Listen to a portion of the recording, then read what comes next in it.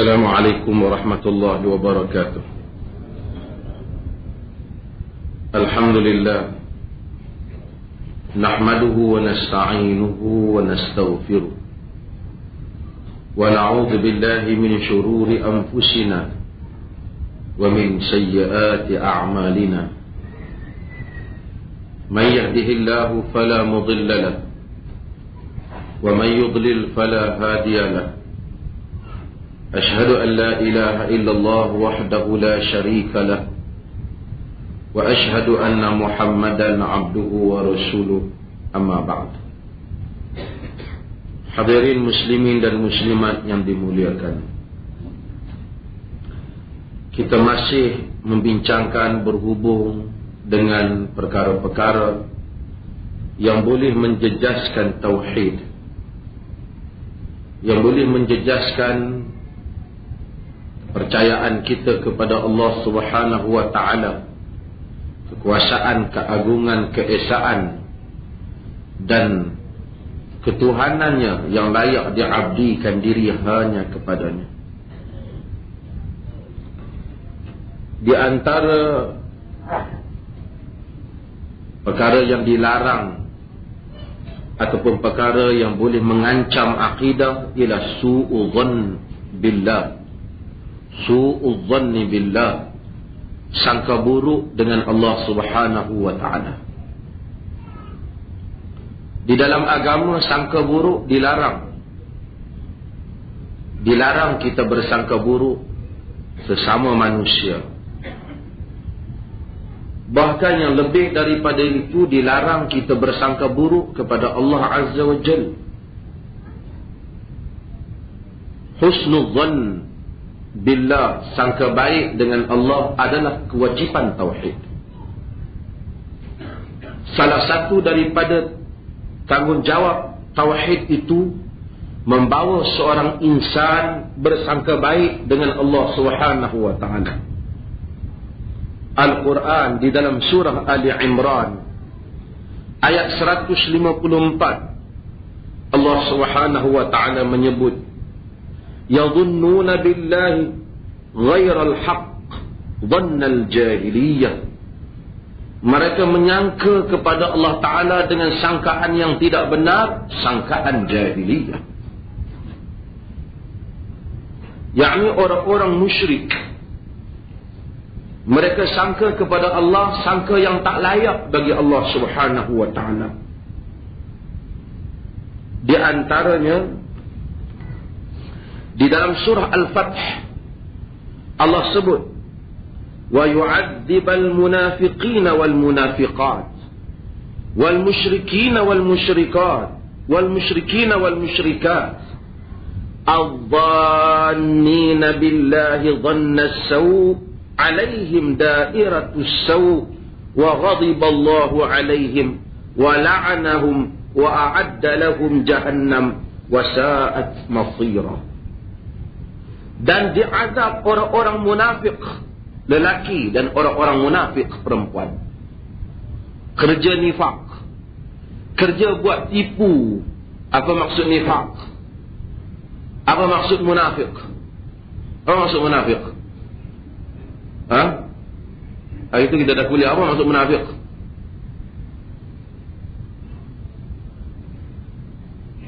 Ibtanul kufr wa izharul iman, menyembunyikan kekufuran dan menzahirkan iman. Itu munafik. Kufur tu dia sembunyi, dia zahirkan seakan-akan dia beriman. Siapa yang buat macam tu, munafik. Itu munafik tulen. Munafik jenis itu dinamakan munafik di sudut. Di sudut apa? Ya kita baru dia kuliah Raja Khalid Badawan. Munafik ini terbahagi pada dua. Satu munafik pada akidah, satu munafik pada amali.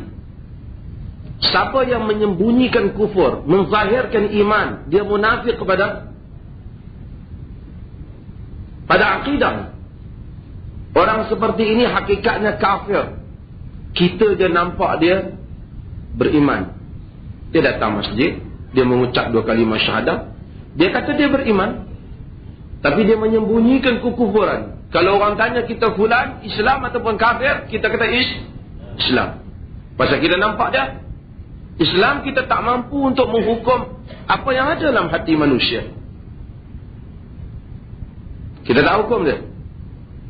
Namun dia di sisi Allah Islam ataupun kafir?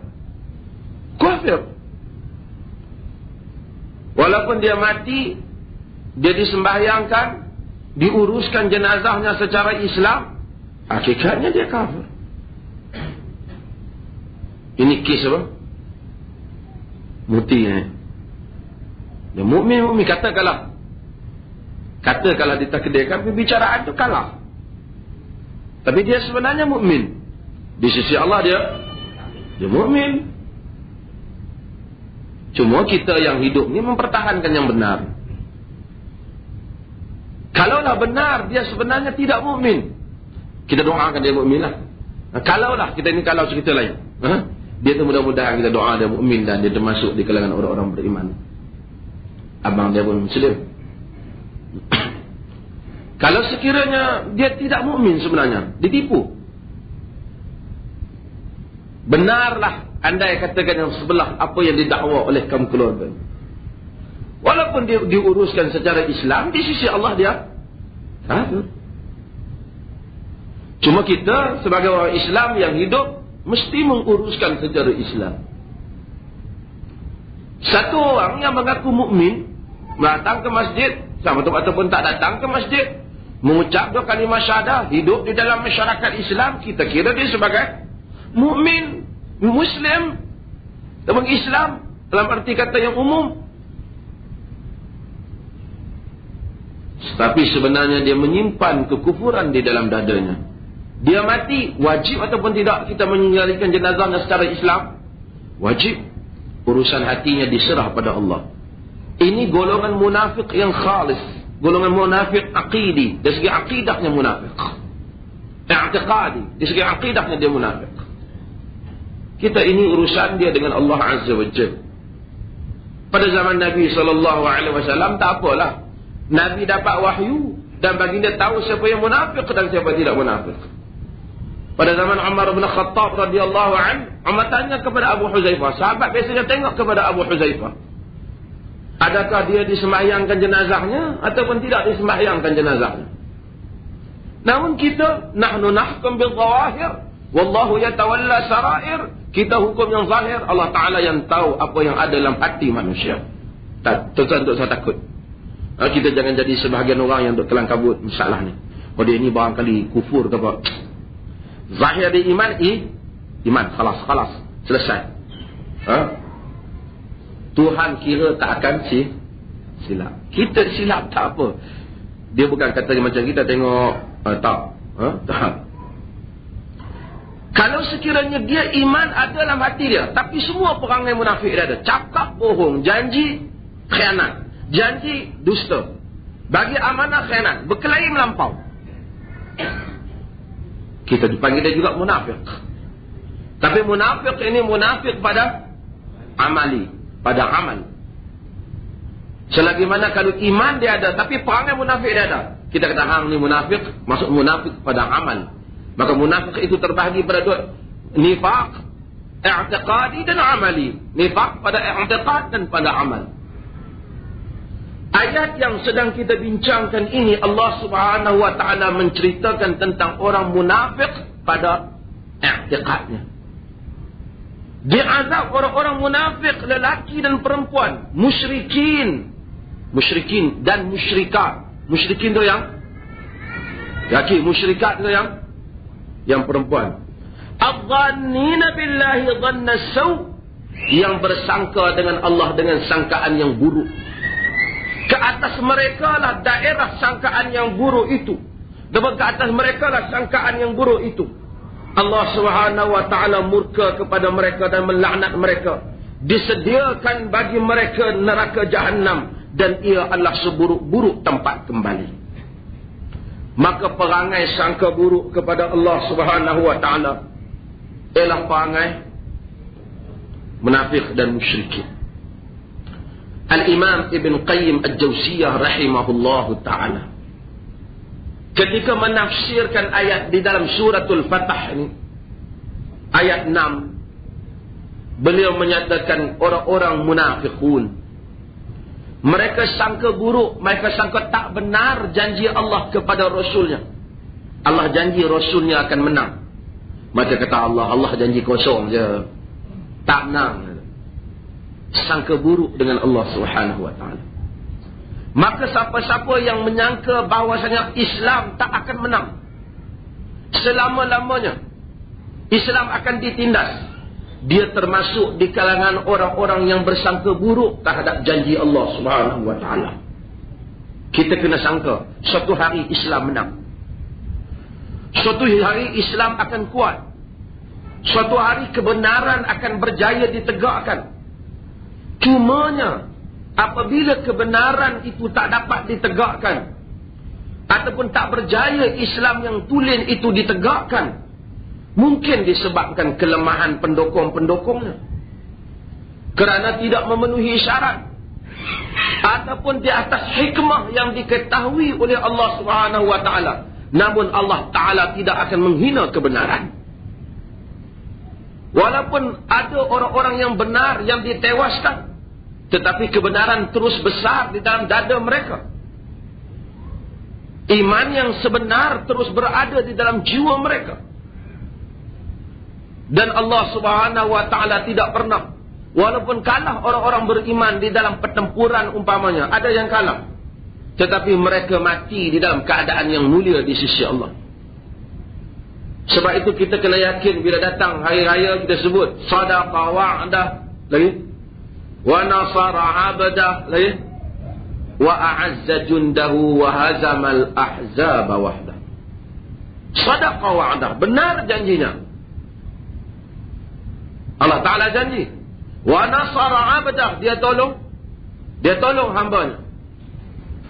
Wa a'azza jundah, dia muliakan tenteranya. Tapi kenapa kita orang Islam tak berjaya? Kita tak berjaya mungkin kerana syarat kemenangan yang Allah minta belum dipenuhi. Ataupun kita belum benar-benar termasuk di dalam pejuang yang ingin menegakkan kebenaran seperti yang Allah kehendaki. Maka Allah menunggu pada suatu tempoh untuk diberikan kebenaran-kemenangan Islam itu kepada tangan orang yang layak mendapat kemenangan. Allah Subhanahu wa ta'ala tunjuk pada orang Islam ni banyak benda.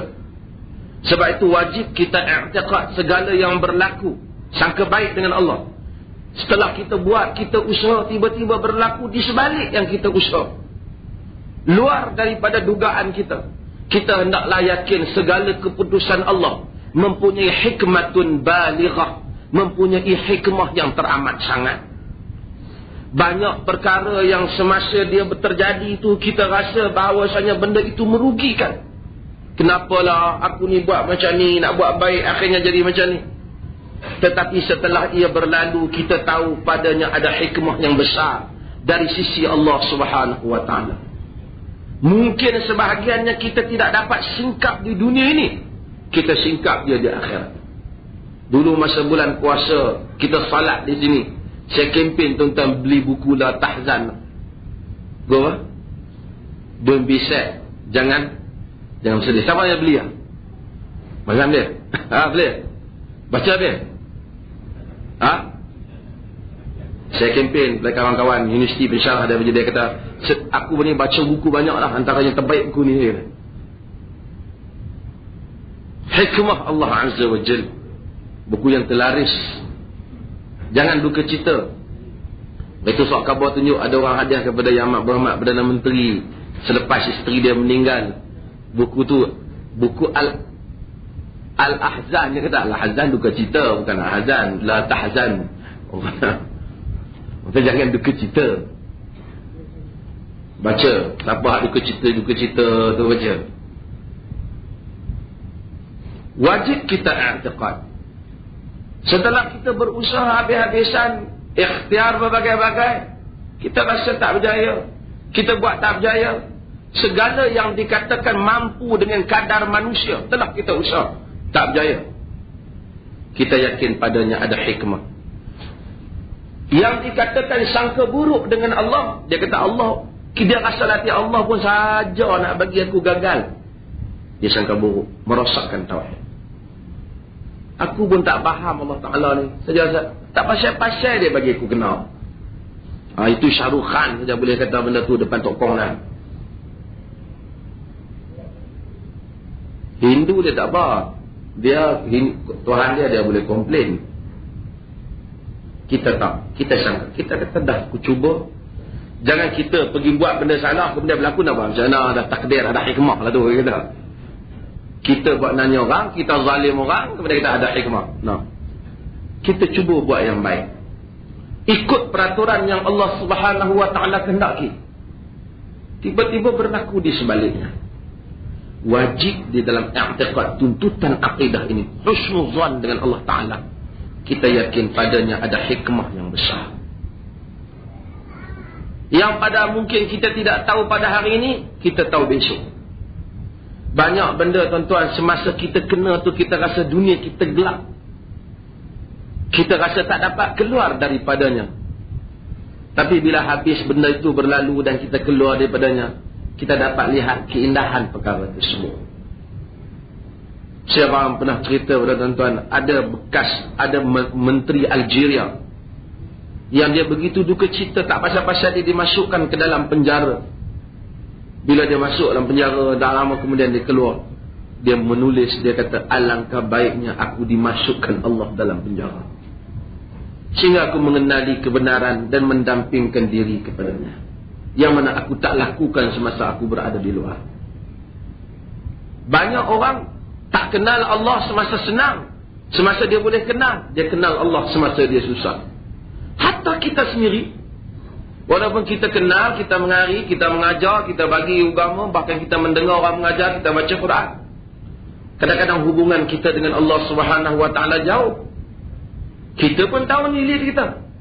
Tapi apabila berlaku sesuatu yang menduka citakan kita, lalu kita mendampingkan diri kepada Allah Subhanahu Wa Taala, ketika itu kita dapat mengutip berbagai-bagai hikmah. Maka manusia disuruh husnuzan dengan Allah Subhanahu Wa Taala. Disuruh sangka baik dengan Allah. Disuruh yakin bahawa Allah tak pernah menzalimi Rasulnya. Dan Allah Ta'ala tak pernah menzalimi penolong-penolongnya. Dan bukan kehendak Allah untuk menghina kebenaran. Bukan. Namun kalau kebenaran itu kelihatannya seketika ia hina atau dihina oleh orang, maka ia wajib kita yakin ada hikmah yang Allah kehendaki menguji hamba-hambanya yang lain. Karena yang menghina kebenaran itu pun bukan Allah. Yang menghina itulah hamba-hamba yang zalim. Cuma Allah izinkan kejadian itu kepada mereka. Dan ada hikmah pada susunan tersebut. Pada kejadian itu. Dulu saya ajar kepada tuan-tuan, kita mesti membezakan antara perkara yang diizinkan oleh Allah Subhanahu Wa Taala dan perkara yang diredai oleh Allah. Benda ni berbeza. Tidak semua yang Allah izinkan itu Allah redha. Dan tidak semua yang Allah redha itu dia izinkan. Orang kafir Amerika tak mungkin untuk membunuh rakyat Islam kalau tanpa dengan izin Allah Subhanahu Wa Taala. Kalau Allah Ta'ala tak izin, kapal terbang pun dia tak boleh cipta. Jack dia pun dia tak boleh naik. Dia pun tak boleh bergerak. Dia cakap satu dia jatuh. Cakap pun tak boleh.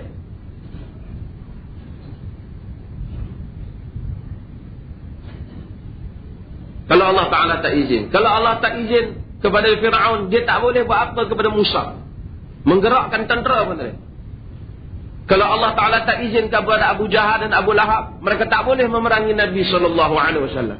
Bergerak pun tak boleh. Semua yang berlaku adalah dengan izin Allah Subhanahu Wa Taala, tetapi dia tidak redha dengan apa yang berlaku. Anak kita larang satu benda dia nak buat, kita larang dia nak buat, dia kutuk kita pula.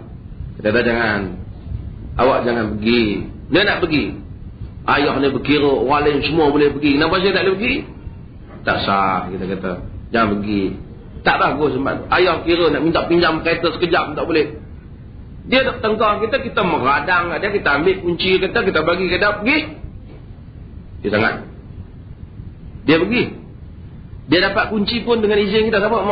Mak dia pun tanya, siapa bagi kunci tu? Aku bagi lah. Tadi kata tak mau bagi, biar dia pergi. Kita izinkan tapi tanpa redha. Tanpa redha. Ada benda kita izin dengan redha. Dia kata dia nak beli sekian-sekian ya, nak ambil kunci kereta, duit tak ada. Izin dan redha. Allah Ta'ala Maha berkuasa.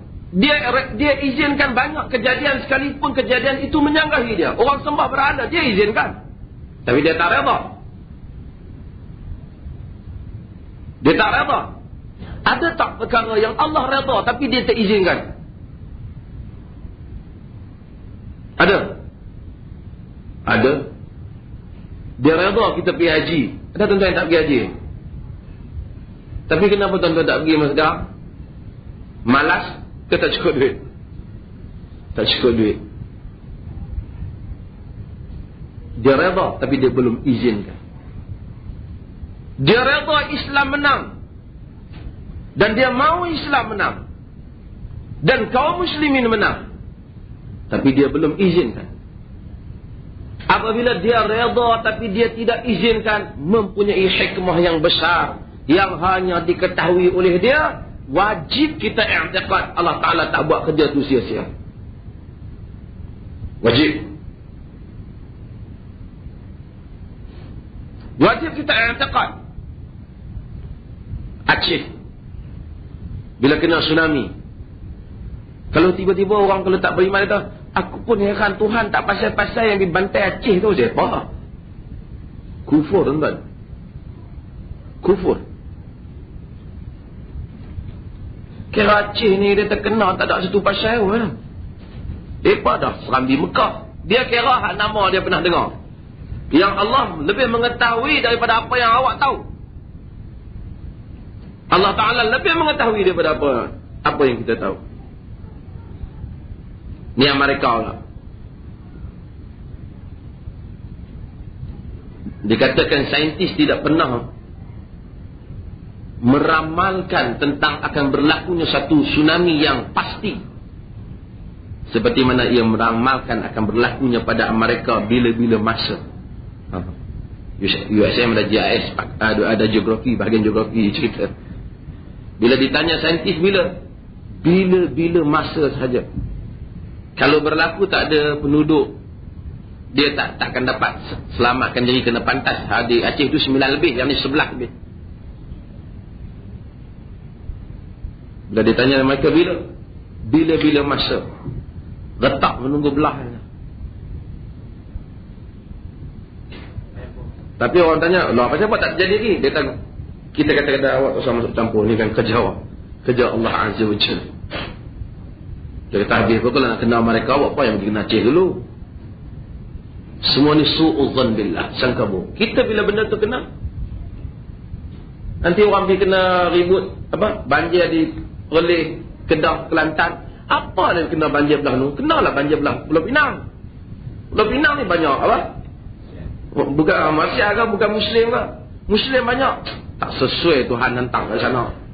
Su'udzan billah. Semuanya di dalam urusan Allah Azza wa Jalla, dia Maha mengetahui. Sebab tu kalau tuan-tuan tengok dalam National Geographic, binatang-binatang ni dia, binatang ni makan, binatang ni makan. Kalau kita hapuskan satu daripada pusingan tu, rosak dia punya tu.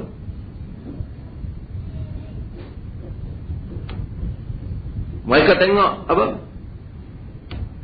burung kacau duk turun. Di mereka ada jenis burung yang duk makan tanaman mereka banyak. Mereka cuba hapuskan burung tu habis-habis.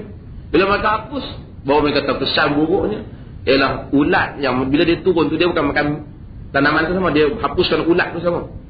Ulat tu merebak lebih besar daripada apa yang dimusnahkan oleh burung. Hikmah Allah Azza wa Jal. Wajib kita i'tiqad kejadian alam ini berlaku tidak dengan saja Tuhan nak buat. Tak ada. Kalau buat macam tu, su'udzon billah, sangka buruk dengan Allah. Wajib dia i'tiqad bahawasanya Allah Subhanahu wa taala mempunyai hikmah di atas segala benda yang berlaku. Di antara yang termasuk dalam hal ini lagi, bahawasanya wajib dia percaya Allah Ta'ala tak mungkin meninggalkan hambanya dalam keadaan sesat dan tak menghantar Rasul untuk memberi hidayah padanya. Wajib kita yakin. Dia kata Tuhan tak hantar Rasul, dia sesat. Allah Ta'ala hantar berbagai-bagai. Satu tempat, satu negeri akan ada Rasul yang membawa hidayah. Sebab itu sebelum kedatangan Nabi Muhammad SAW, begitu banyak para Nabi dan Rasul. Cuma bila datang Nabi Muhammad, dia tutup segala Rasul. Khatamul Anbiya wal Mursalin. Penutup segala Rasul. Khatam ni penutup. Qadiani punya ajaran, dia kata khatam ni maksud cincin. Khatim ni memang Khatimul Anbiya ni, Khatimul Anbiya, khatim ni cincin pun ya juga. Jadi dia kata Nabi Muhammad tu cincin para Rasul.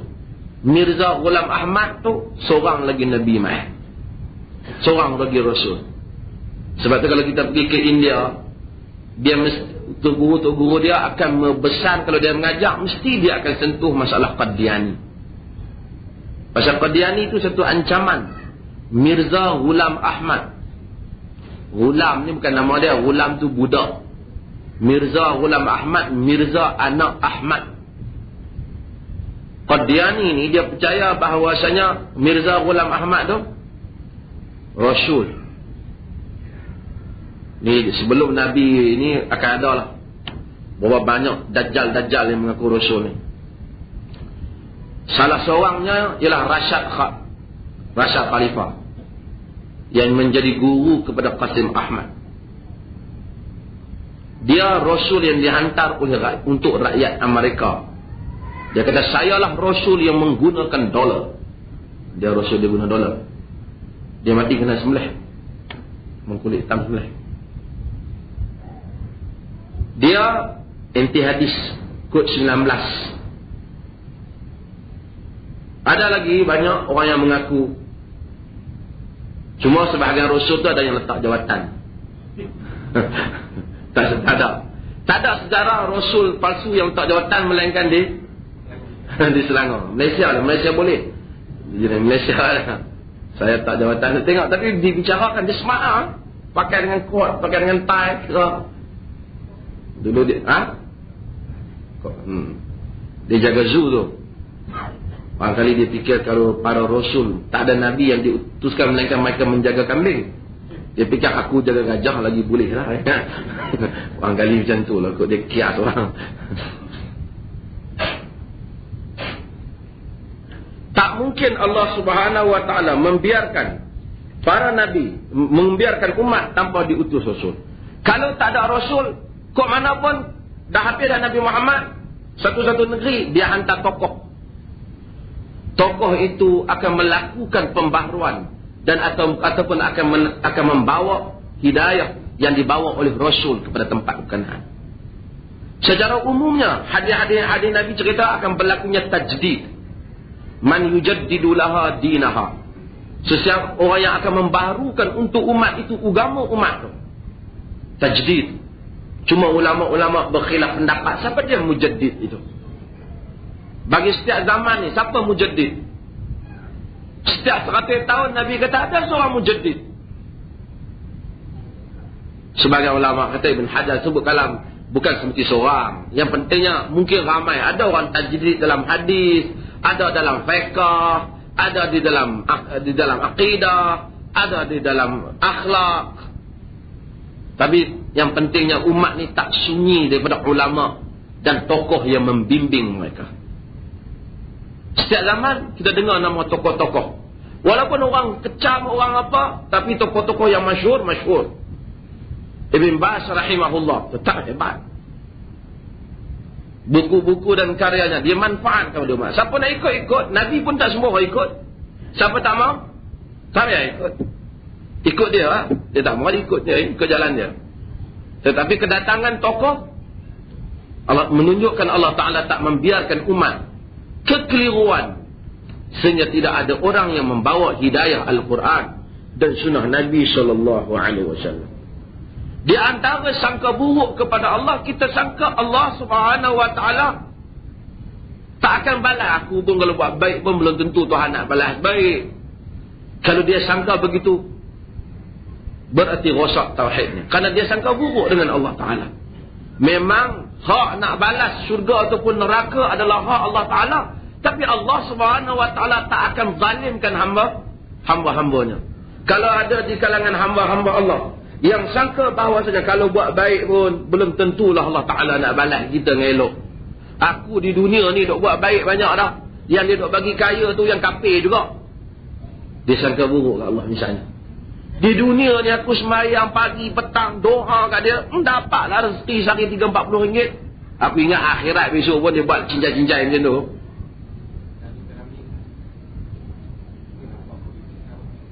Lagu Ramli. Ramli ada satu kata-kata dia yang tak boleh pakai. Dia kata, daripada hidup membuat dosa, lebih baik mati dijelat neraka. Tak patut tu.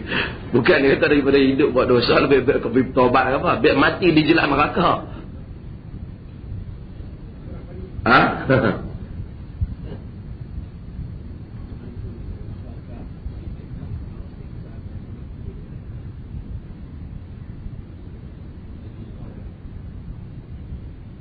Dia ada kata kat ibu mentua dia, kenapa Tuhan takdirkan kau jadi apa? Sebenarnya su'zon billah, sangka buruk Allah. Tak, itu kita tak tanya. Seolah-olah dia mempertikaikan takdir Allah.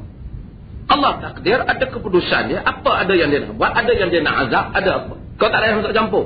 Tapi kau kena tanya, tak, kau ni tak layak jadi manusia kalau nak akhlak macam ni. Itu cerita lain. Kita pertikaikan akhlak dia. Tapi kita kenapa Tuhan takdirkan? Itu kau pertikaikan Allah Azza wa Jal. Tapi mungkin sebelum mati dia dah taubat dulu. Mudah-mudahan. Di antara sangka buruk dengan Allah, kita sangka Allah Ta'ala tak terangkan dalam Al-Quran dengan penerangan yang boleh cukup untuk mendapat hidayah. Seperti sebahagian ajaran sufi dan tarekat, dia kata Al-Quran kulluhu syirk. Al-Quran semuanya syirik.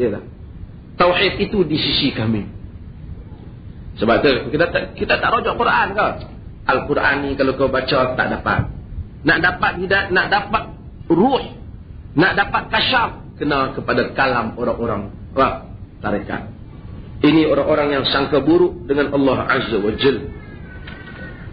Hadirin mukminin sekalian, kita disuruh untuk menghilangkan sangka buruk ini, kita disuruh husnuzan dengan Allah.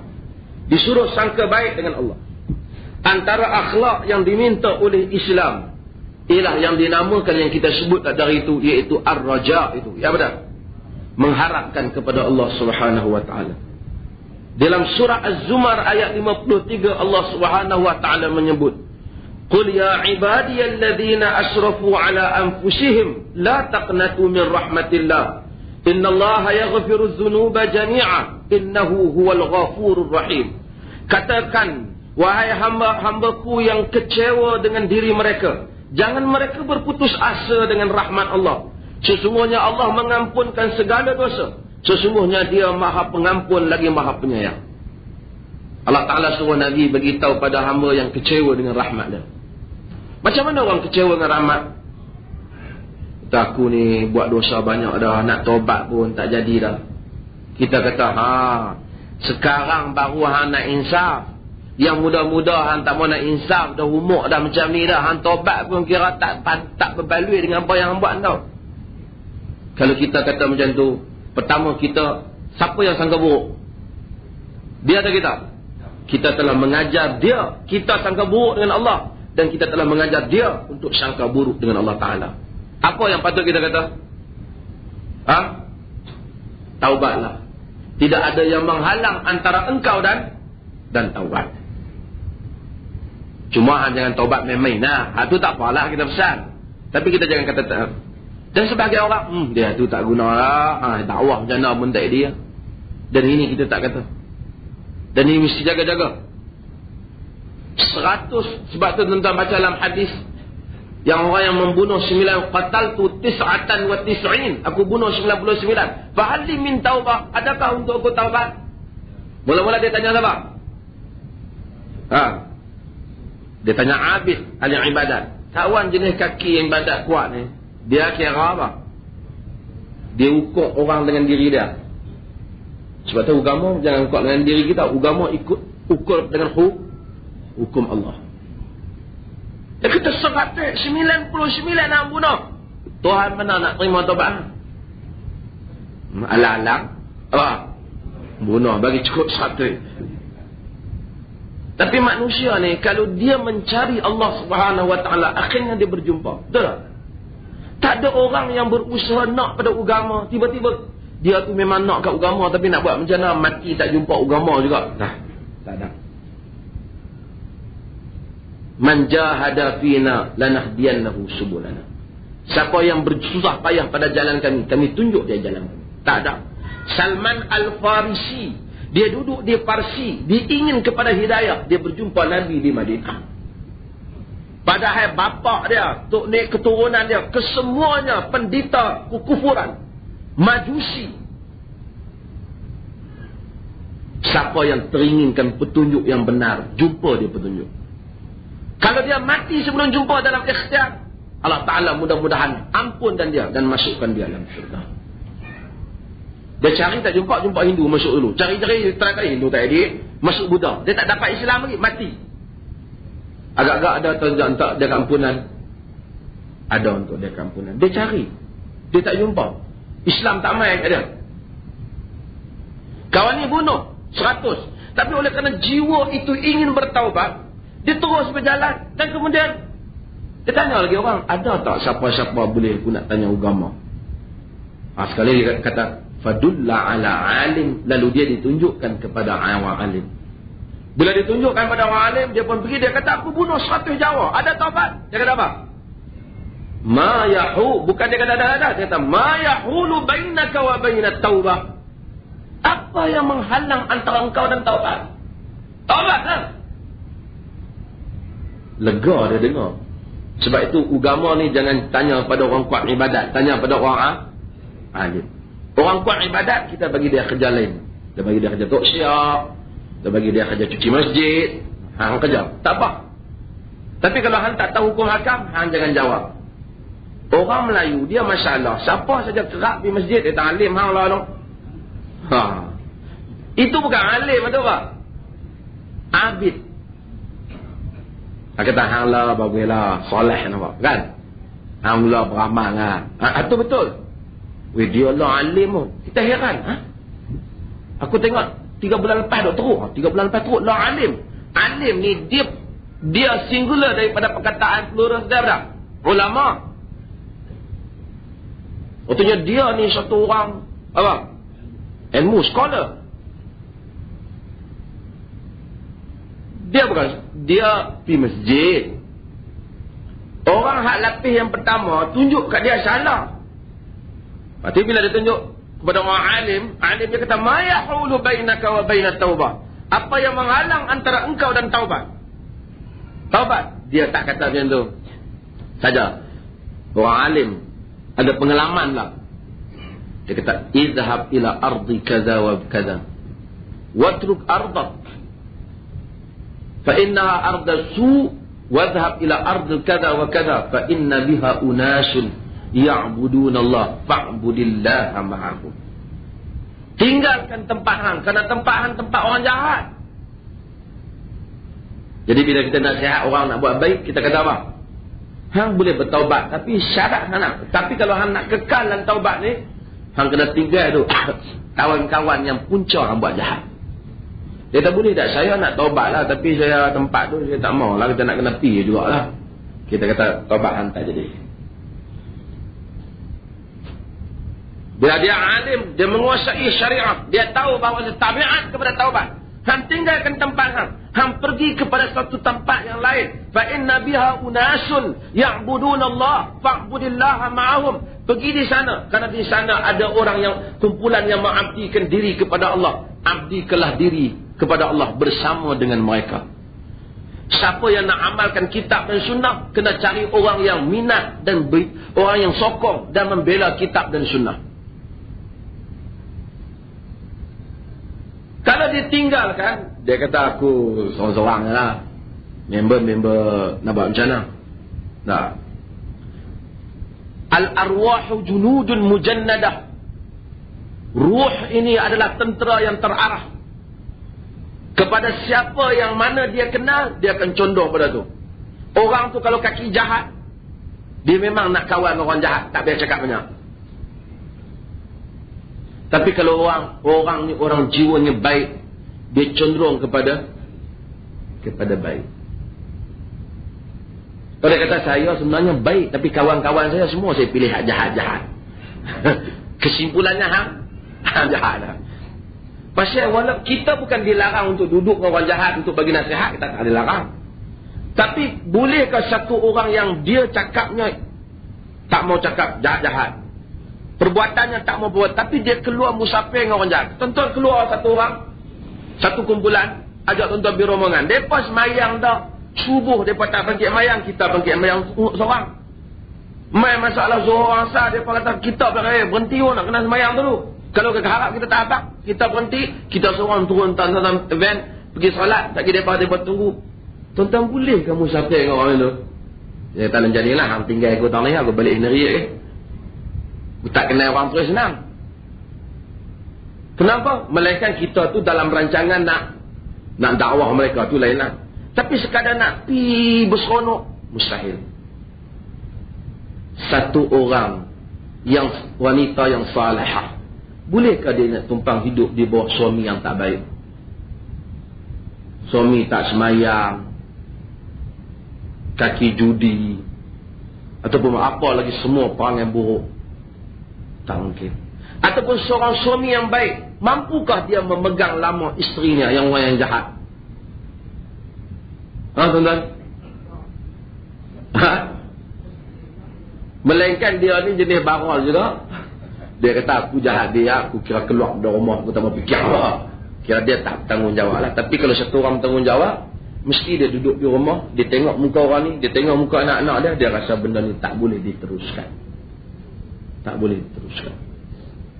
Hadirin dan hadirat sekalian, maka Allah Ta'ala kata, suruh kita bagi semangat kepada orang yang ingin melakukan kebaikan, supaya mereka jangan putus asa daripada rahmat Allah. Sesungguhnya Allah mengampun segala dosa, dan sesungguhnya dia maha pengampun lagi maha pengasih. Di sana ada beberapa hadis-hadis Nabi SAW. Yang saya nak baca sikit kepada tuan-tuan tentang bagaimana Nabi SAW, itu kita sebut, Nabi ajar kita beberapa perkara yang kadang-kadang jika kita tidak faham dengan baik, maka kita akan tersilap. Itu saya telah baca pada tuan-tuan hadis tu. Nabi SAW kata, "Walladhi nafsi biyadih, law lam tuznibu la dhahaballahu bikum wa la jaa biqaumin yadhnibuna fayastaghfiruna Allah fayaghfir lahum."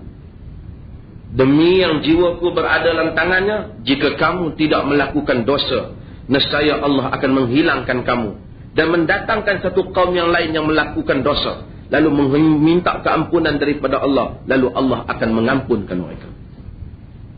Nabi kata, kalau kamu tak buat dosa, kalau kita ni semua manusia ni, atas muka bumi ni, langsung tak buat dosa,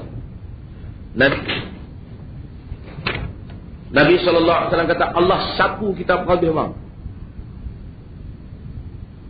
Dia buat mai kaum yang lain. Hadis sahih. Kaum tu akan buat dosa. Ada ni Muslim. Akan buat dosa, kemudian akan minta ampun kepada Allah. Allah ampunkan mereka. Sebab apa tuan? Adakah Allah suka hamba buat dosa dengan dia? Tak. Tak. Tapi manusia ni apabila dia rasa dia langsung tak ada dosa dengan Allah, Apa dia jadi? Dia tak ada apa? Kita tahan ni kena minta taubat banyak Allah. Taubat apa? Aku buat salah apa? Dia jadi apa? Takabur, sombong. Kemudian tidak nampak. Kalau itu berlaku, maka tidak zahirlah pada makhluk sifat-sifat Allah atau nama-nama Allah. Al-Ghafur, At-Tawwab, yang maha mengampun dosa, yang maha menerima taubat. Sehingga Ibn Qayyim dia kata, kadang-kadang manusia itu masuk syurga kerana dosa. Boleh? Dia taubat. Mula dia hidup biasa, dia terlaku satu dosa, dia rasa, oh, dosa aku. Start tu dia taubat, dia istighfar, dia banyakkan ibadah, masuk syurga dia. Setengah orang dia mengaji dah, tapi kita tengok memang dia tak ada buat major sins, tak ada. Dosa-dosa utama tak ada. Semayang biasa, kita kata istighfar, dia pun istighfar pun tak rasa apa. Dia pun tak rasa istighfar apa. Cuba kita bisik tak Rasulullah, betul? Tak apa. Dia tak rasa apa, dia tak rasa apa. Dia tak rasa astagfirullahalazim. Astagfirullahalazim. Dia tak rasa. Dia rasa apa? Dia pun tak tahu, tak terbiasa.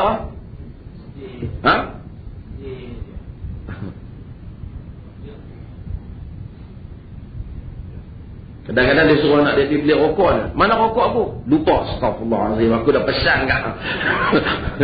Padahal benda salah. Dia istighfar benda salah. Mudah-mudahan orang yang bagi salam tak pahala. Tapi ada tak sebahagian orang bagi salam ni tak kena Islam pun? Apa? Biasa. Assalamualaikum. Arab kata salam Melayu. Arab suka ajuk. Orang kata Assalamualaikum. Kan? Apa maksud? Salam sejahtera kata kamu. Tapi kita Melayu, Assalamualaikum. Tak ada makna. Kum. Dia bukan kum tu lah. Kum lah. Assalamualaikum. Tapi budak UAE, anak-anak UAE bila main, dia lama-lama dia buat pangai. Tak bagus ya. Dia suka duk ajuk kita. Dia main duduk dia tak, Assalamualaikum. Dia ajuk. Dia tak tahu masa awal kalau orang Melayu bagi salam, orang tak perasan. Assalamualaikum. Dia tak pasang kita kata apa. Pasal tak bunyi bahasa tau. Sebenarnya Assalamualaikum. Tuan-tuan pun bagi salam. Orang bagi salam elok orang. Assalamualaikum. Assalamualaikum. Bukan Assalamualaikum. Apa dia tau? Itu yang menyebabkan kesempatan dulu dia buat hantu kongkom tau. Assalamualaikum. Bagaimana dia panjang kan? Nak pergi orang mana nak?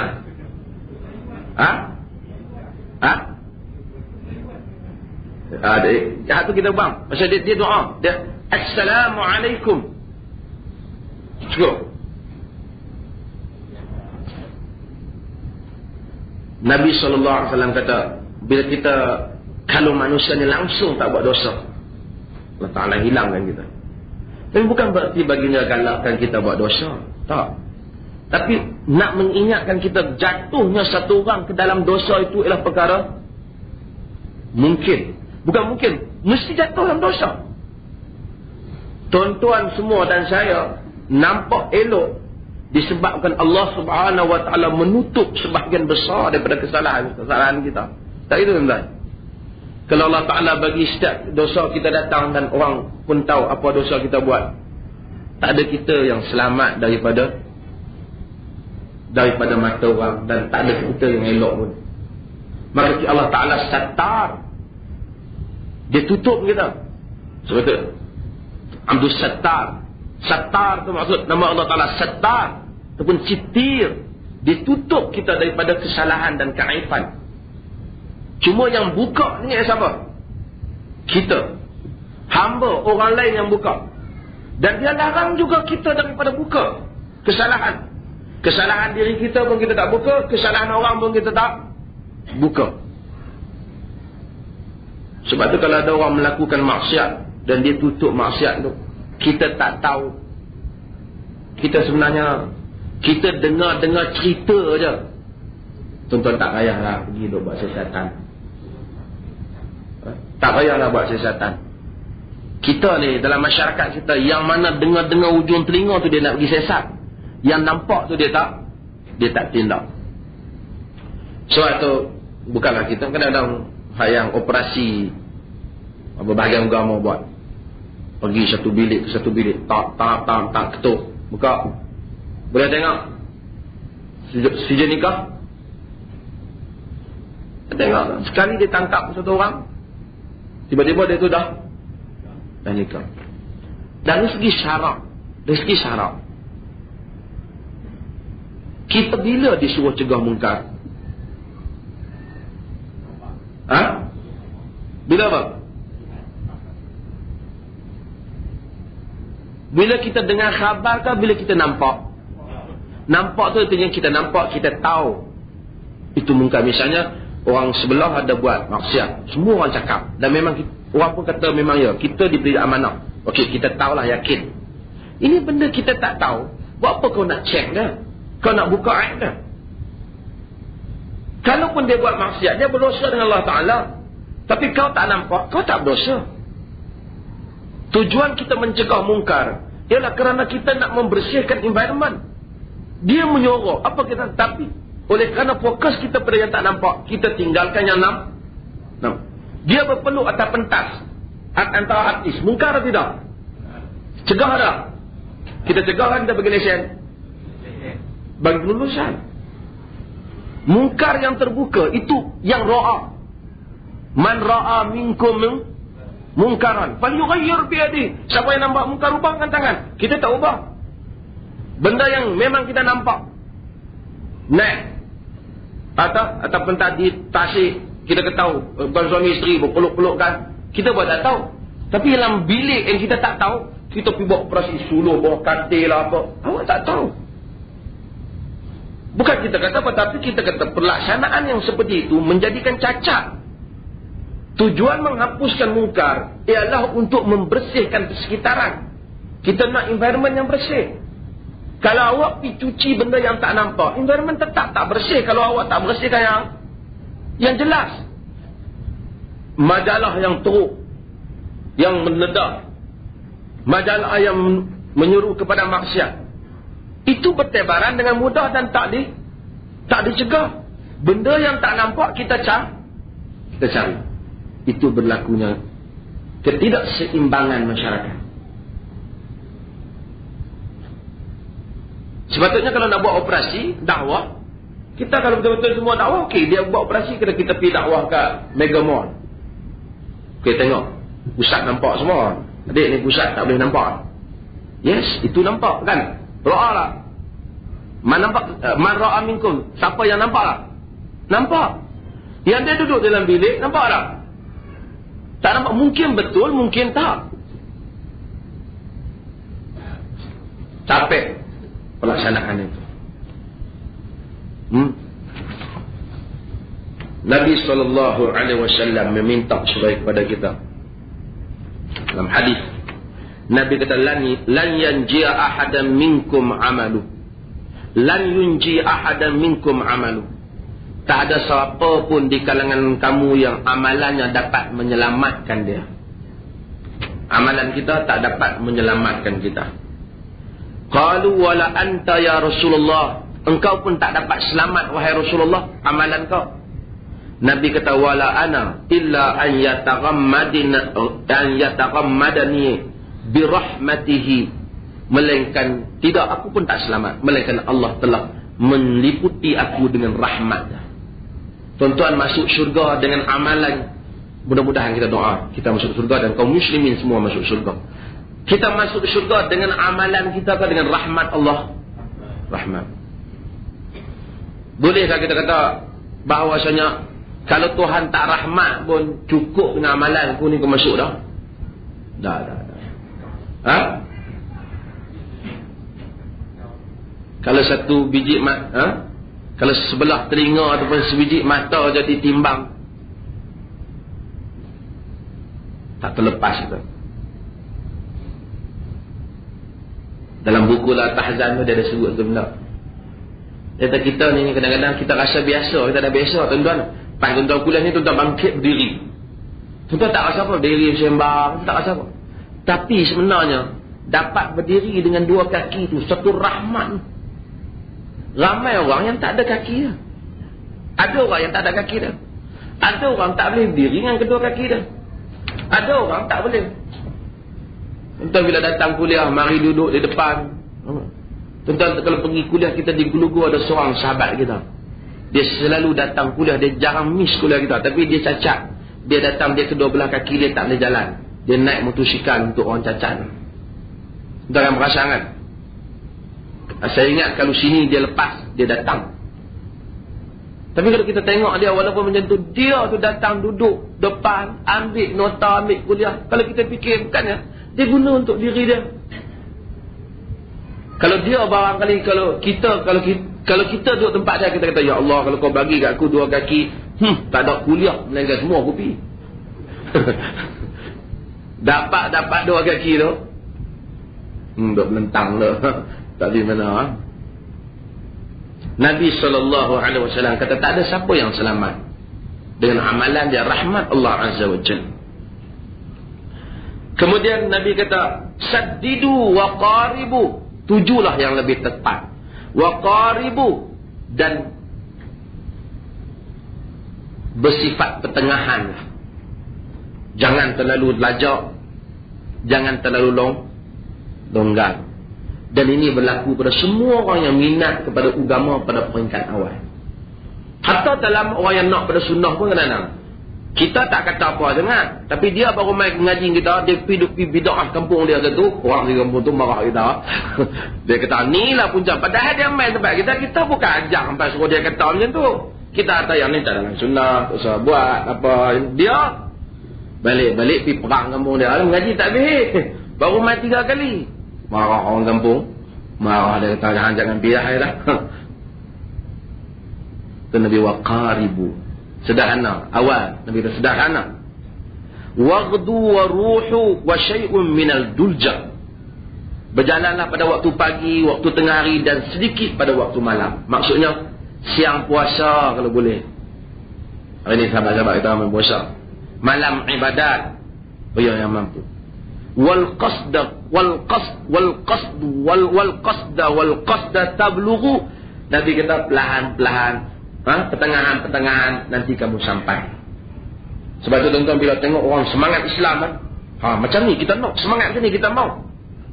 Itu bukan guru yang bijak. Bagus semangat entah ni. Tapi entah mengaji dulu. Entah main dengar kita dulu. Saya ustaz, balik ni saya main kampung saya tegur ni. Nanti dulu kita nanti. Entah main mengaji tu. Nanti kita mengaji, entah faham sikit. Saya tak boleh, saya ketak ni. Jangan. Ketak mana ni tak apa. Balik rumah bagi sejuk boleh. Sebab dia bila awal dia, sebab Nabi SAW, sebab itu bila kadang-kadang orang dia mampu buat, dia buat, tapi kita mesti bimbing dia. Abu Dzar Al-Ghifari, bila dia baru masuk Islam, dia pergi menyorok dia nak masuk Islam. Sehingga akhirnya dia jumpa Nabi. Nabi masa tu masih lagi peringkat menyorok. Dia jumpa Ali. Ali tanya, cari apa? Dia kata, aku cari orang yang mengaku Nabi ni. Ali bawa dia. Dia dapat. Nabi kata, dia dapat asyhadu an la ilaha illallah wa asyhadu anna Muhammadar Rasulullah. Oh, dia semangat. Dia tengok dia hampir semua menyorok. Dia kata, aku menyorok tak main lah. Dia keluar pegang gambar, dia beritahu asyhadu an la ilaha illallah wa asyhadu anna Muhammadar Rasulullah. Pok-pok tu balun dia sampai jatuh hitam. Abu Bakar keluar, Abu Bakar kata, wahai orang Quraisy, hampa tahu siapa ni? Ni daripada suku Ghifar. Kabilah hampa nak pergi berniaga lalu ke perkampungan Ghifar, mati dah mampu hampa lalu ke tu. Kabilah bunuh hampa. Dia bawa angkat tangan. Nasib baik ada syafaat. Angkat tangan. Dua besok dia try, kena ikut kemampuan. Ada orang memang dia boleh try dengan keadaannya. Sayyidina Umar masuk dia try. Dia try tak apa. Dia try orang tak challenge dia lah dengan kedudukannya. Kita duduk kampung nenek kan. Sebelum pergi masjid pun baru 2-3 kali nampak pergi try. Sebab tu kita bila orang semangat, Kita kata dengar dulu kuliah, ikuti, belajar kepada kita, belajar sama-sama, kita belajar bagaimana cara yang agak hikmah, apa yang boleh kita buat, apa yang tak boleh kita buat. Kita kata dia dengar, kita tak habis. Dia balik main pergi masjid dia, Tok Imam dia baca kunut pagi, dia pun subhanallah, subhanallah. Tok Imam dia subhanallah, kunut tak tahu lah. Dia baca kunut, tak ada internet, dia tak tengok kita kata. Kalau dia main kat kita, dia tengok kita semayang, imam kunut, kita kunut. Walaupun kita tidak kunut, tapi kalau imam kunut, kita kunut. Kita tidak tahu bahawasanya ini adalah masalah, kita kata marjuh. Kita tidak kata bid'ah lah benda ni. Kita kata ini tidak kurang kuat pendapatnya ni. Kurang kuat pendapatnya ni. Tapi dia pergi, bila tu imam kata kalut lah. Kalut. Tapi kalut tu sebenarnya tak kalut mana. Yang tahmah yang subuh lebih kalut, nama kata imam. Cuma dia ni kenapa betul lah sikit. Cuma apa yang dia buat tidak mewakili kita. Cuma Nabi SAW dalam hadis, Nabi suruh kita harapkan rahmat Allah. Kita tahu kita tak selamat. Cumanya tidak betul dari segi agama satu orang yang harapkan rahmat Allah, dalam masa yang sama dia tidak beribadat kepada Allah Azza wa Jalla. Dan kemudian tuan-tuan, tak betul lah masa yang sama bila kita tahu rahmat, husnuzon, kita sangka baik Allah Ta'ala ampun hamba-hamba dia, kita putus asakan orang ramai dan kita kata hang ni taubat Tuhan tak terima. Maka kita kena tahu bahawasanya antara tuntutan tauhid itu sangka baik dengan Allah. Tuan-tuan bila buat dosa, tuan-tuan sangka bahawasanya Allah akan ampunkan dosa dengan syarat kita taubat bersungguh-sungguh dan harapkan keampunannya.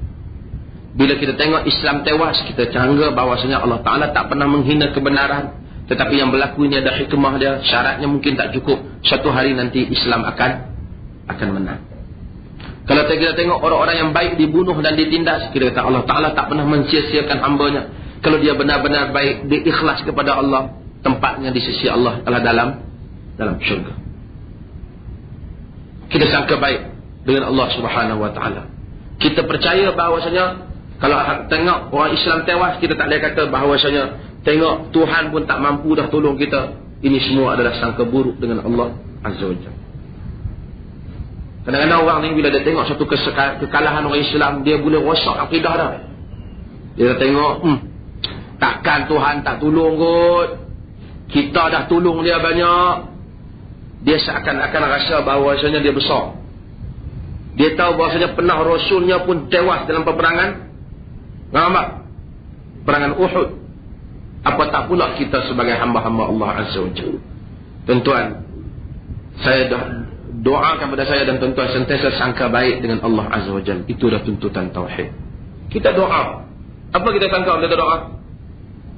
Sebab kita doa, kita sangka Allah Ta'ala terima doa kita.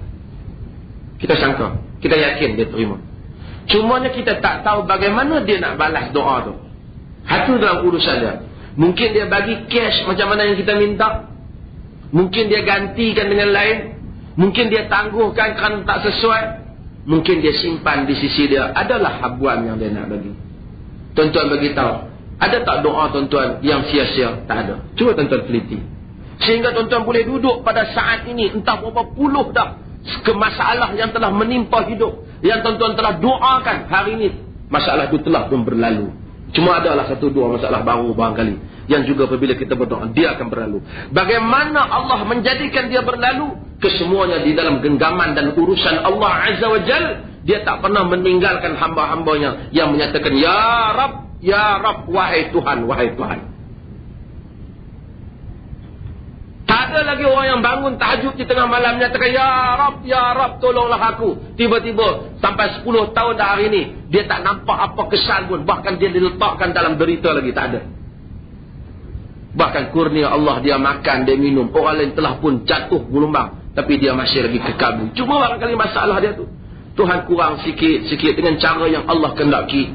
Kadang-kadang manusia ni hari ni dia doa, besok dia dapat. Lupa dah masa tu. Cuba tengok masa kita semangat, masa kita derita, semangat kita solat, habis dah masalah tu, tak berapa ingat dah. Buku Hisnul Muslim tu, cuba kita baca kan. Ada masalah, tengok semua muka surat. Tak ada masalah, bonus naik 3-4 kali. Tak ada masalah lah, kita pun lupa. Bila ada masalah, barulah kita tanya, ada tak doa Bapa Ustaz nak bagi rezeki ni lebat sikit? Bila habis masalah, kita lupa pada Allah Azza wa Jalla. Hikmatun balighah.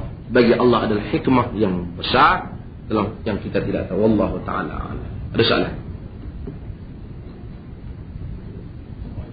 Salam.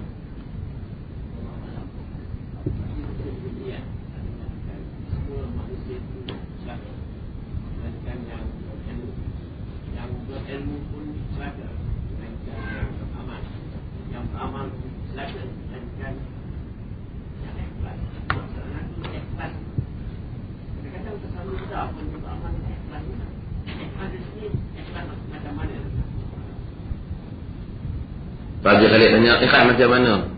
Pasal Qadhi bin Iyad berkata semua manusia celaka, melainkan yang beramal. Yang beramal pun celaka, melainkan yang ikhlas. Pertama, ikhlas lillahi azza wa jal diikuti dengan amal macam dia kata. Tapi amal tu yang tidak dikatakan amal saleh, melainkan apa? Memenuhi tuntutan Allah dan Rasul. Sebab tu Quran sebut apa? Wa wassaynal insana biwalidayhi ihsana.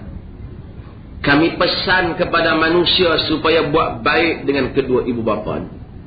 Hamalathu ummuhu kurhan wa wada'athu kurha. Ibunya mengandungkannya dalam keadaan susah dan melahirkannya dalam keadaan susah. Surah Ahqaf. Wa hamluhu wa fisaluhu 30 syahra. Ibu dia mengandung dan menyusukannya selama berapa bulan? 30 bulan. Mengandung dan menyusu selama 30 bulan. Berapa lama menyusu? Untuk 4 kali ayat ni kita lalu. Berapa lama menyusu? Syamil, berapa lama menyusu? Ni keset. Bagi masuk nama yang tahu nak hantar ke Jerman. Berapa lama menyusu? 2 tahun berapa bulan? 2 tahun. 2 tahun tu berapa bulan? 24 bulan lah. Kan? Haulaini kamilain. Kan? Menyusu selama apa? Wa fisaluhu amain. Dan dipisahkan daripada menyusu berapa? Berapa tahun? 2 tahun. Mengandung dan menyusu selama 30 bulan. Menyusu saja dah ada 24 bulan. Tinggal lagi 6 bulan ke atas. Bagi cukup 6 bulan dan ke atas. Tidak kira 6 bulan lagi sampai nak masuk 7 bulan itulah.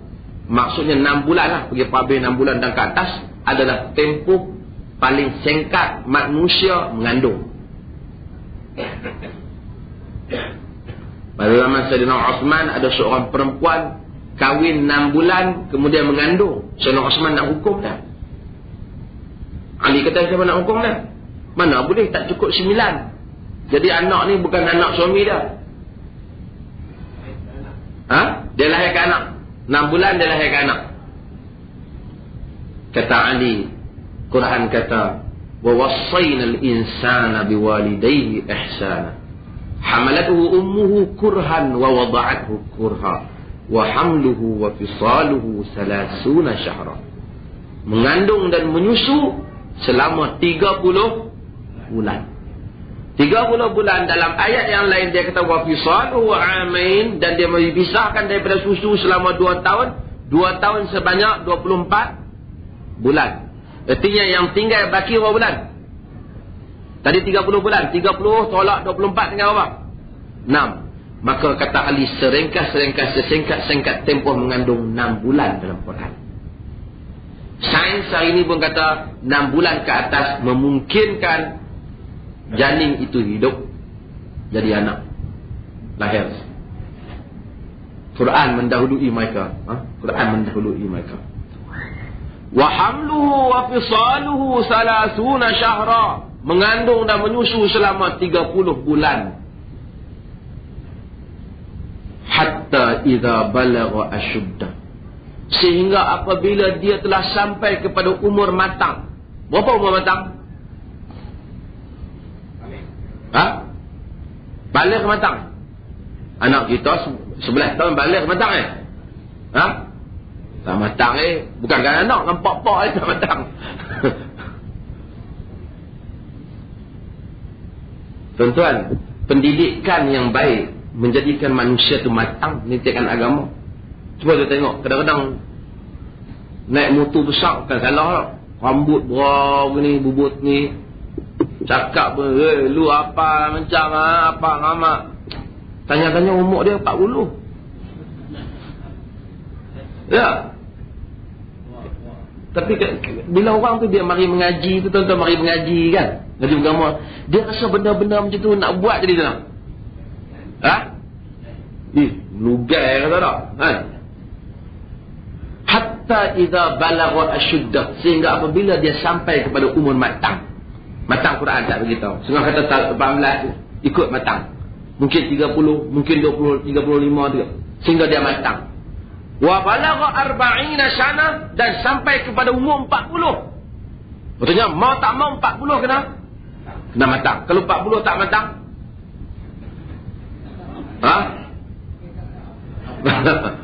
ada 40. Syekh Ahmed tak sampai 40 kan? Kita marah. Tengok matang macam tu Sehingga apabila sampai umur 40 tahun, Quran kata, qala rabbi auzi'ni an ashkura ni'mataka allati an'amta 'alayya. Wahai Tuhanku, kurniakanlah kepadaku agar aku dapat bersyukur di atas nikmat yang kau berikan kepadaku. Tu kira kalau dia matang, kalau tak matang pun umur 40 dia mula cakap ngadu lah. Ya Allah, kurniakanlah agar aku dapat bersyukur di atas nikmat yang kau berikan kepadaku. An ashkura ni'mataka allati an'amta 'alayya wa 'ala walidayya, dan kepada kedua ibu bapaku.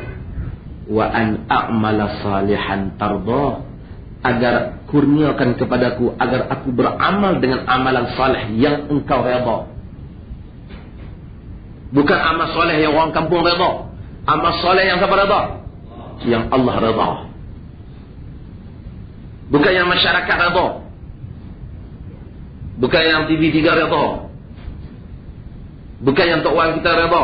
Bukan yang isteri kita redha. Tapi amal soleh yang siapa redha? Yang Allah redha. Wa an a'mala salihan tardah, agar aku dapat beramal dengan amalan saleh yang engkau redha. Wa aslih li fi dzurriyyati. Tolonglah baiki zuriat keturunanku. Kalau sampai 40, atau sampai umur matang, dia dah ada zuriat dah. Melainkan Tuhan tak punya belajar zuriat. Tapi dia dah ada zuriat dah. Dia mula fikir tengok mata anak-anak dia. Mungkin kalau dia kahwin dulu umur 25, anak dia dah berapa? 15, dia kahwin umur 30, anak dia dah 10. Dia kata, ya Allah, kurniakanlah kepadaku agar aku tahu bersyukur di atas nikmat yang kau berikan. Tuan-tuan, dan beramal dengan amalan saleh yang kau redha. Kita minta syukur dulu kan, minta amal saleh dulu? Quran aja minta syukur dulu kan, amal saleh dulu? Syukur dulu, baru amal saleh. Bila dia syukur, dia tahu rendah diri dia pada Allah. Bila dia beramal sebelum syukur, dia pergi masjid, dia belagak, dia ranggi, dia rasa dia tinggi. Dia pergi masjid, dia rasa dia kaya, dia tak bersyukur sebab tu main masjid. Ini tempat saya, tempat duduk kan? Ada setengah tempat, dia tak jangan tahu tu tempat pengusi. Sejadah dia tak mau jumpa orang. Dia sombong. Sebab tu dia kena ajar, kita kena minta pada Allah sebelum amal soleh, reti bersyukur kepada Allah, reti rendah diri kepada Allah, reti berterima kasih kepada nikmat dia. Wa an ashkura ni'mataka allati an'amta 'alayya wa 'ala walidayya wa an a'mala salihan, supaya aku dapat beramal dengan amalan saleh yang engkau redha. Kemudian baru kita kata, wa aslih li fi dzurriyyati, Tuhan, tolonglah baiki zuriat keturunanku. Sampai umur 40 dia fikir zuriat. Tapi kalau sampai umur dia 50, dia kata anak-anak aku biar pergilah ikut dan mereka nak jadi apa, aku dah bagi pelajaran dah pada mereka. Kita tahu kira tak mengaji agama. Kalau dia main mengaji, dia tak mengaji. Dia kata saya anak-anak saya tak mau fikir tak biar-biar apa. Saya kira saya nak main mengaji, saya nak Mati saya nak selamat. Atau wa aslih li fi zurriyyati, dan baiki zuriat keturunan. Inni tubtu ilaika wa inni minal muslimin. Aku bertaubat kepadamu ya Allah, dan aku termasuk di kalangan orang-orang yang menyerah diri. Kata Ibnu Katsir, bila sampai umur 40, satu orang Muslim kena baharui taubat dia, asam taubat dia. Cuma bila dia rasa matang, dia, ya Allah, aku taubat ya Allah. Hari itu masa umur 40, kita tak dengar ayat Quran ni, mungkin tekan tak ada, kita baca tapi kita tak ingat, ataupun kita tak dihuraikan. Hari ini kita dengar, kita balik, kita baca ayat ni. Rabbi auzi'ni an ashkura ni'mataka allati an'amta alayya wa ala walidayya wa an a'mala salihan tarda wa aslih li fi dhurriyyati inni tubtu ilaika wa inni minal muslimin. Ya Allah, kurniakanlah kepadaku agar aku tahu bersyukur di atas kurniaan nikmat yang kau beri padaku dan kepada kedua ibu bapaku, dan agar aku ini beramal dengan amalan saleh yang engkau redha. Baikilah zuriat keturunanku. Aku bertaubat kepadamu ya Allah, dan aku termasuk di kalangan orang-orang yang menyerah diri. Surah Ahqaf.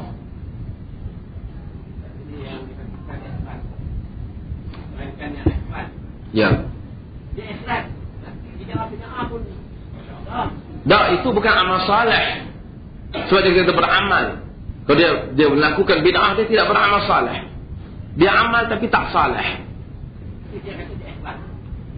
Dia ikhlas. Orang yang mengamalkan bid'ah ada dua. Satu, dia ikhlas kerana dia sangka itu sunnah. Kita minta supaya Allah Ta'ala ampunkan dia, dan satu hari Allah tunjukkan kepada dia apa yang dikatakan sunnah Rasul yang sebenar. Kita minta Tuhan bagilah, ya Allah bagilah pahala ke dia, kesian ke dia. Dia dah apa? Dia dah tua, dia dah buat benda dia, kita dah minta bagi. Pasal bukan salah dia. Orang tak abang ke dia. Kita tegur dia tapi dia tak percaya kita. Mungkin dia tengok dia ni pun teruk nak abang lagu macam mana. Jadi dia tak percaya. Jadi kita tak sampai mesej tu pada dia. Dia di sisi Allah mungkin dia tanya, Allah aku ni yang beramal dengan amalan saleh.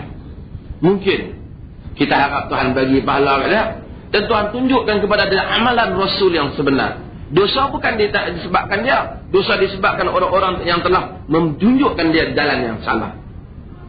Orang yang telah tunjukkan dia pada jalan salah. Namun kalau suatu hari dia bertemu dengan sunnah yang betul, dia tahu memang ada puan abang sunnah tapi dah ada besar macam ni lah kita pakai ni, dia beramal dengan amalan bid'ah. Dia beramal. Tapi bila dalam keadaan semasa dia tidak tahu, kita mungkin dia tak tahu. Mudah-mudahan satu hari nanti Allah Ta'ala beri pada dia petunjuk, dan kita doakan ampun. Kita dah beritahu berkali-kali, nanti dia buat dia bid'ah. Dia imam. Kita ikut dia, tapi ikut secara kita mufarakah. Buat perbuatan kita macam kita berjemaah, apa dah? Dah. Kita tak boleh ikut di belakang imam sekalipun dia bid'ah, kita nempi mufarakah. Tak boleh. Dia mungkin bid'ah, kebanyakan salat orang kita ni sunnah. Itu dulu. Kebanyakan solat tu sunnah. Ada satu dua tempat saja, bukan semua tu bid'ah. Rokok takkan bid'ah. I'tidal takkan bid'ah. Sujud semua tu apa dah sunnah lah. Takbiratul ihram sunnah lah. Cuma dia ada beberapa benda yang dia mukhalafah dengan sunnah, dia menyanggapi sunnah. Disebabkan dia kadang-kadang bukan kerana dia diajar untuk mukhalafah dengan sunnah, menyanggapi sunnah. Dia tak beri perhatian pada solat dia. Tak pernah barangkali ada ustaz yang ajak dia Assalamualaikum warahmatullahi sampai di tengah hengguk. Tak pernah ajak dia pun. Even Jepun masa datang tu pun dia hengguk kes lain, bukan hengguk kes mayam. Tak pernah ajak benda tu kat dia. Tapi oleh kerana dia terbiasa Assalamualaikum warahmatullahi hengguk. Selamat. Kalau kita tanya, adakah ustaz abang selepas salam yang pertama hengguk di tengah? Dia tak ada.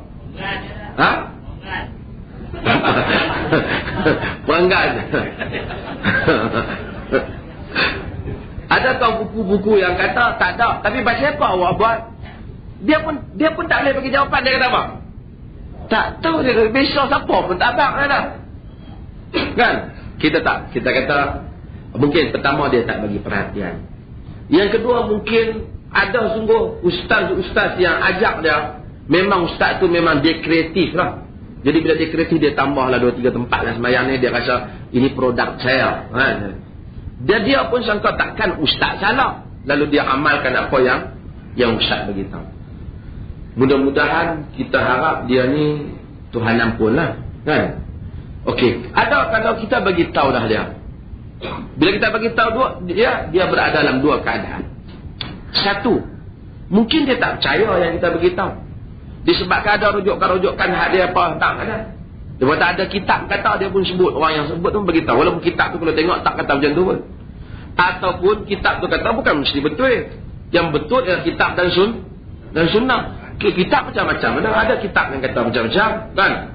Kalau nak ikut apa amalan orang dulu, mandi safar pun ada, kan? Dia kata tak apa, kita mandi safar pun. Bukan kita niat sama mandi safar tu bagi kesan. Tuhan juga kita ikhtiar. Ada. Tapi sedangkan akhirnya benda tu semua ditentang. Mungkin dia tak dapat, dia tak terima kita sebab dia tu. Pertama dia tak terima kerana dia memang keras kepala. Dia rasa dia besar. Aku dan buat satu benda aku tak mahu dah.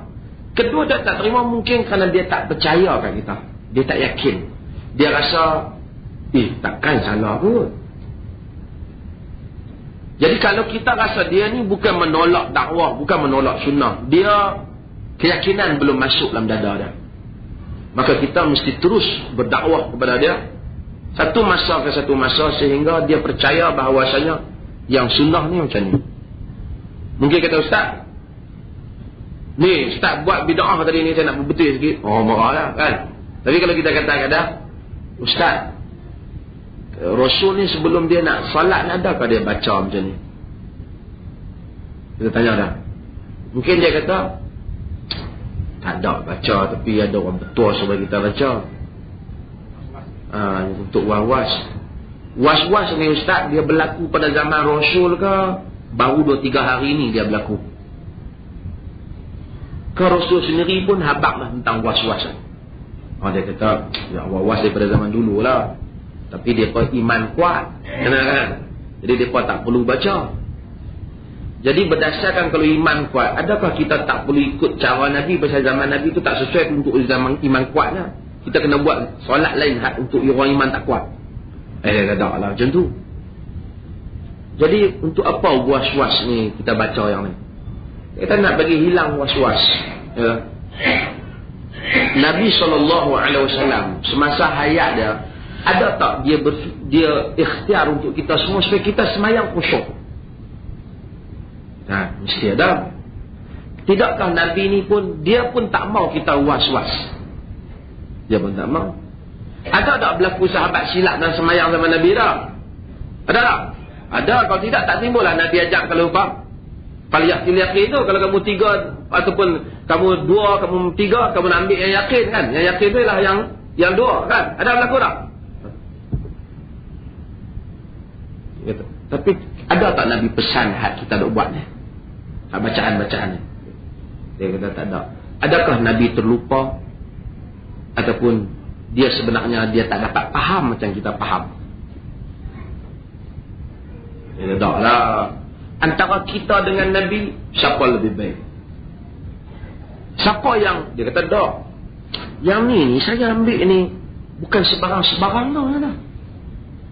Ni pun bukan saya yang mula, orang yang ajak ni pun hebat ni. Dia ni untuk guru jangan main kitab tu sekarang. Tapi dalam Quran ni apa maksud ustaz? Tuhan kata laqad kana lakum fi rasulillahi uswatun hasanah. Sesungguhnya bagi kamu pada diri Nabi itu contoh yang, adakah mana-mana orang lebih baik daripada contoh Nabi? Dia kata tak lah, kita buat ni nak apa? Nak kemaskan semayang kita. Adakah bermaksud semayang yang ditinggalkan oleh Nabi kurang kemas?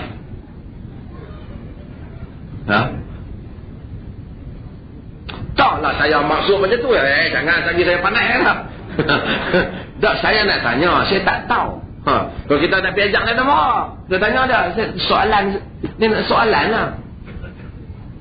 Saya tak tahu adakah bermaksud dia kurang kemas? Ya tak lah Nabi buat kemas. Tapi saya dengar benda ni boleh ke tak? Dia kata ada orang kata boleh. Ramai orang kata boleh. Ramai tu mungkin di kampung ni lah, ataupun di tempat kita kan. Ada orang kata boleh, ada orang kata tak boleh. Saya dengar Ustaz. Tapi kalau kita ikut cara Nabi, semua orang kata boleh. Cara hak kita buat ni, ada orang kata boleh, ada orang kata. Ustaz agak-agak yang mana lebih baik? Antara ada yang kata boleh dengan kata tak boleh, dengan semua orang kata boleh. Hak mana patut kita ikut? Tanya ada. Dia kata ikut hak kata boleh dengan tak boleh. Kalau tak payahlah, saya kata saya minta maaf lah. Assalamualaikum. Tak salah. Tahu. Tapi kalau dia kata yalah, tapi benar-benar dah, kita pun tak bising. Saya nak tanya. Namun kita jangan mufaraqah dengan imam. Imam tak kafir. Dia buat, kita tak usah buat.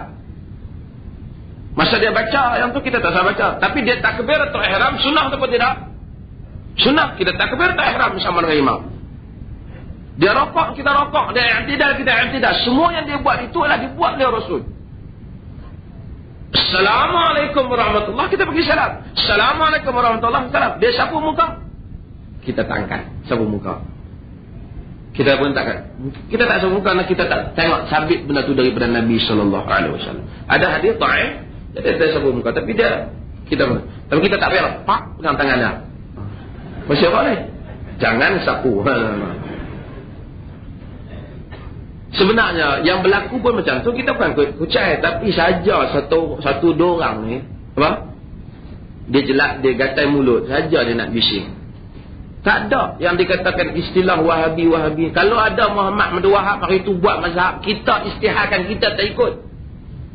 Sebab tak ikut, kita kata pertama, dia tak layak jadi imam mazhab. Fiqh dia tak merangkumi.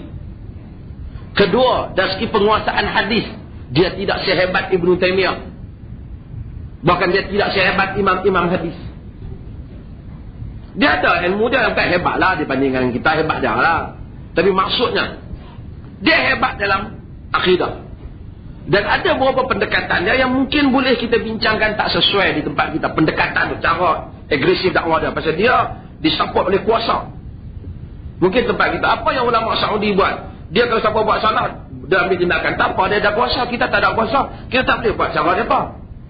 Itu bagi pihak yang berkuasa. Kita kata kita tak kopi yang tu. Kita follow dalil. Satu orang tulis dalam internet, saya baca. Dia kata saya tak faham. Saya baca buku dalam Sahih Bukhari Muslim. Saya semayang ikut yang ada dalam Bukhari Muslim tu, yang kitab-kitab. Dia baca fiqh sunnah. Fiqh sunnah tu yang tulis oleh Syed Sabit tu. Fiqh sunnah yang daripada marah tu. Masukkan TV tu lah. Dia kata, nak orang tua kita lah kan. Dia kata, ente nak marah, fiqh sunnah tu ialah buku yang digunakan sebagai sukatan di UAE lah, sejak penubuhan dia. Fiqh sunnah tu. Fiqh sunnah tu ditulis oleh Syed Sabit dengan permintaan oleh Hasan al-Banna. Tengok baca mukadimah fiqh sunnah tu, ada kata aluan Hasan al-Banna. Orang pakai fiqh sunnah. Dia ni kata, saya pun baca buku fiqh sunnah, saya ikut tu. Mayang kampung saya, orang panggil, oi Wahabi. Dia baca macam ni. Masa tu saya terheran. Apa itu Wahabi? Dia tahu fiqh sunnah, dia tak tahu lagi perkataan tu. Jadi, sehingga isu-isu ni mai, barulah saya tercari-cari benda apa Wahabi ni. Ini menunjukkan tuan-tuan, tuduh orang Wahabi ni, tuduh cara rambang lah. Tak ada pasal-pasal. Siapa saja yang nak buat pandangan baru, kita tangkap borong, kita tuduh Wahabi. Kawan yang dituduh pun tak tahu punca apa, tuduh. Kita di sini pernah kita mengaji kitab Syekh Muhammad Abdul Wahab? Benar? Tak ada. Apa kitab Muhammad Abdul Wahab kita mengaji? Tak ada. Bahkan kita mengaji kitab fiqh manhaji, kitab mazhab Imam Syafi'i. Kitab mazhab Imam Syafi'i itu kata tak ada penuh arwah. Dengan kitab-kitab tu jadi wah. Apa saja yang lain daripada dia senang. Aku tak mau fikir banyak. Hang lain daripada aku, hang salah. Tuan-tuan, ini semua benda yang menduka cita. Benda duka cita. Dan manusia ni, kalau otak dia tak boleh berkembang. Sebab tu orang Melayu lah bangsa yang paling susah sekali untuk ubah apa-apa pun. Kalau dua-dua dia hitam, dia tak akan pernah fikir untuk jadikan dua-dua itu warna lain dari hitam. Sebab itu orang Melayu juga adalah bangsa yang paling susah untuk mengubah apa? Undi. Kita bukan orang politik lah. Undi. Betul? Ubah dah lah 3 orang, masa ni tak kira.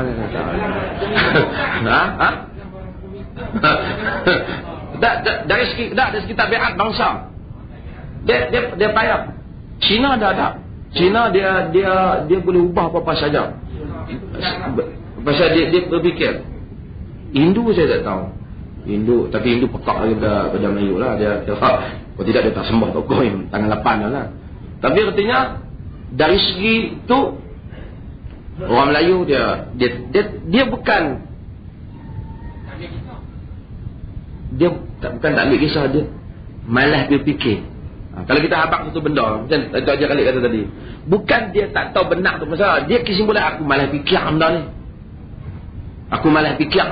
Sebab tu kalau dia pakai ubat nyamuk tu dia tak tukar. Ubat gigi tu sekarang tuan-tuan kita pulaukan Colgate. Colgate tak hormati hak orang Islam. Dia tak mau minta cop halal tu. Kita sokong JAKIM.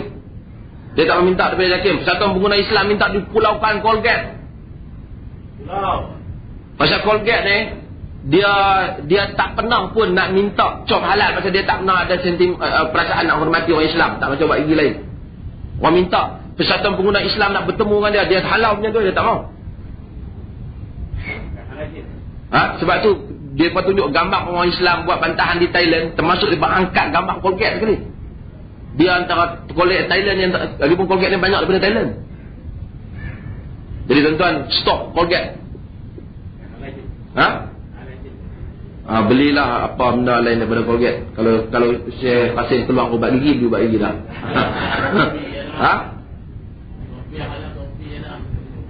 Sophia dah. Tak beli kita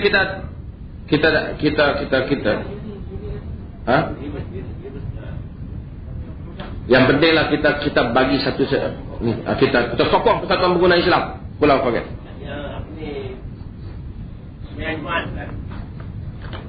Kiranya dalam percubaan kita jelas-jelas baca ayat Al-Quran salam. Bukan kata ayat Al-Quran silap.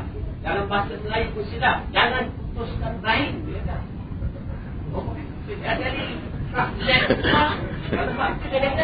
putuskan rahim. Jangan putuskan rahim. Allah murka pada orang yang putuskan rahim. Tak marah pada orang yang memutuskan rahim. Rahim ni rahim kita kan, rahim mana? Kalau kita jelas-jelas Al-Quran tak betul, tak tepat, bahasa lain tu pun tak betul. Tapi dari segi perkataan rahim tu betul. Rahim ni silaturrahim. Rahim ni maksud kasih sayang. Rahim. Kita kata silaturrahim, hubungan rahim. Rahim di situ bukan maksud rahim wanita. Rahim wanita tu kita juga panggil rahim, ada panggil rahim tu. Tu dari segi Arab dia rahim. Rahim tu dia tetap hubungan rahim tu. Dan benda-benda macam tu dia teknikal lah.